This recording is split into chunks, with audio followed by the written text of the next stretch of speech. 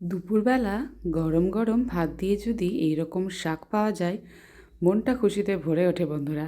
শাক খেতে অনেকেই পছন্দ করে না, কিন্তু এই রকম করে যদি রান্না করো খুব ভালো লাগবে। দেখো আমি কী শাক বাছছি বলো তো।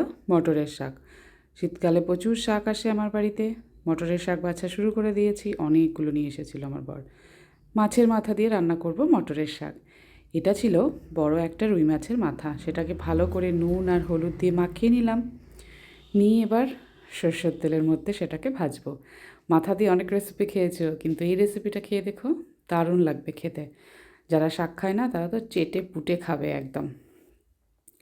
ব্যাস, সরষের তেল দিয়ে দিয়েছি।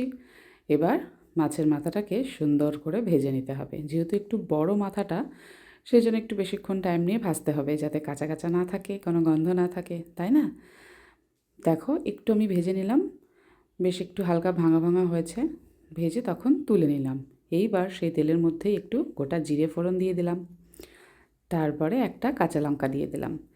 যেহেতু আমার ছেলে খাবে সেই জন্য ঝাল কম, তোমরা চাইলে আরেকটু ঝাল দিতে পারো।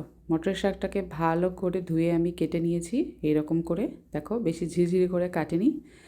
এইবার সেই তেলের মধ্যে মটরের শাকটাকে দিয়ে দিলাম। শাক খেতে কিন্তু খুব ভালো লাগে বন্ধুরা শীতকালে। গরমকালের থেকেও শীতকালে শাক খুব ভালো লাগে, সবাই খেতে চায়। তো এরকমভাবে একটু করে খেয়েও খুব ভালো লাগবে। এইবার আমি নুন আর হলুদ দিয়ে দিলাম স্বাদের জন্য। এইবার শাক থেকে তো একটুতেই ব্যাস জল বেরিয়ে যাবে। কচি শাক ছিল, অনেক জল বেরিয়ে গেছে। শাক যদি কচি হয় তাহলে খুব সুন্দর জল বেরিয়ে যায়, আর সেই জলটাকে ভাজতে ভাজতে তারপরে শুকোতে হয়, তাই না? আমার তো তাই মনে হয়, কচি শাক হলে অনেক জল বেরোবে। দেখো কতগুলো জল বেরিয়ে গেছে, বাপরে। এইবার শাকটা যখন একটু জল বেরিয়ে গেল, একটু ভাজা ভাজা হবে। এবার তার আগে আমি ভেজে রাখা যে মাছের মাথাটা ছিল, সেই মাছের মাথাটাকে এবার দিয়ে দেব শাকের মধ্যে।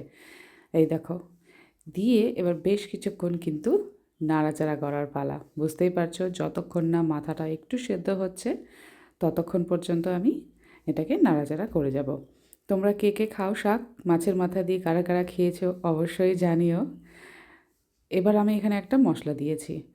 আদা, জিরে আর একটু রসুন দিয়েছিলাম, আর একটা লাল কাঁচা লঙ্কা ছিল, সেই জন্য ফোড়নে কিন্তু একটাই কাঁচা লঙ্কা দিয়েছিলাম। এই মশলাটা দিলে কী হবে বলো তো, শাকটার স্বাদ একদম অন্যরকম হয়ে যাবে।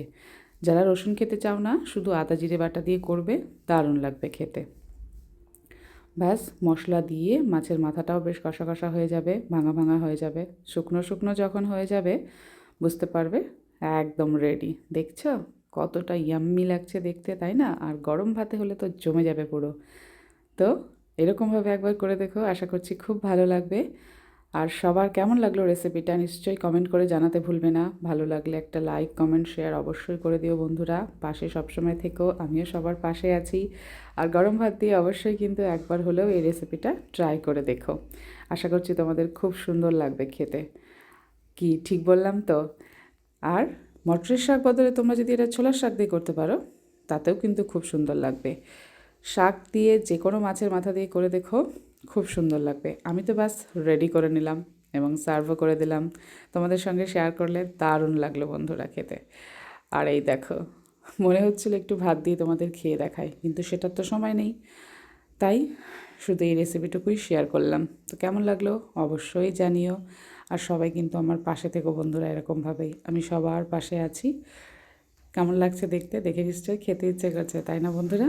সবাই খুব ভালো থেকো, রেসিপিটা ট্রাই করো।